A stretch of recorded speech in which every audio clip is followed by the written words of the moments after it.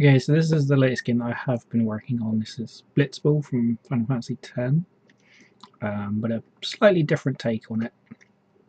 It's a turn-based one, so you see the players here with the white squares are my players, plus my goalie here, but I can't move him. So you see if you click up one of your players, you get your movement boxes come up, and also his information will appear up here, and top one is the one with the ball down here. So you can sort of see your stats as you go. And if I collect one with the ball, assuming your team has the ball of course, then you get an option of what you want to do. So you can move, you can try and pass to someone else, or you can just shoot. So if I try and dribble with this guy, you can see that I've got two squares here that I can't go to, and then you've got a square here which is blocked by this defender, and you'll get his stats up here. So you can see my stat that's relevant is the only one showing now, or the two that are relevant. So you use your energy for your skills, and your HP is how much it will be compared to the attack here. So you can see off the bat that if I don't do anything and I get like the same values, then I would technically lose the ball if I try to dribble to the square. But it's also a little bit of random, and then you can use skills as well to try and boost your advantage. Or I can try and just move to one of the white squares and it will let me move freely, and then I can no longer move with this person. All the other heroes, of course, all the other players, of course, can still move, assuming they don't have any people blocking them, of course. And as you can see, this one is not red because he doesn't have the ball. You cannot engage in a tackle, so he has to move to one of the white squares if he wants to move. So we're going to go ahead and just pass, and then you can choose which one you want to pass to, and again you'll get the relevant stats highlighted for the player with the ball, and then you'll just get the whole stats for the person that you're passing to. And if anyone was nearby, they would of course get a chance to block. What's this guy's passing stats? 6. Might be able to risk that, but we'll just pass to this guy. That'll be fine. So you see the stat gets randomed a little bit just to make it higher, might go lower, and then of course if any defenders are involved, then their block will also get randomed. So now that this player has the ball, he can dribble as he hasn't already moved. He can now make his movement if he wants to, and likewise he can't move into this spot because there's a defender there.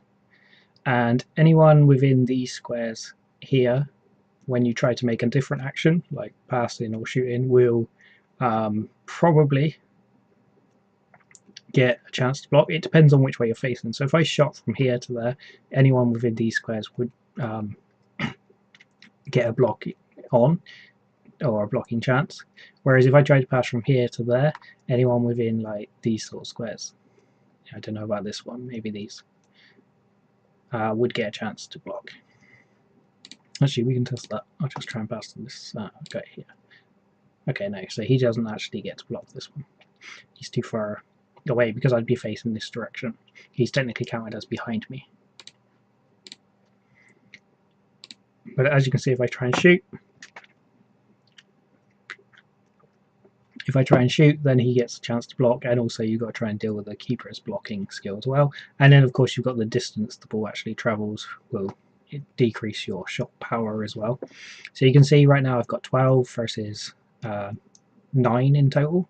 So technically I have a good chance of scoring. To increase my chances, what I could do is try and dribble, and then I would deal my HP with his attack, which as you can see is pretty much a guaranteed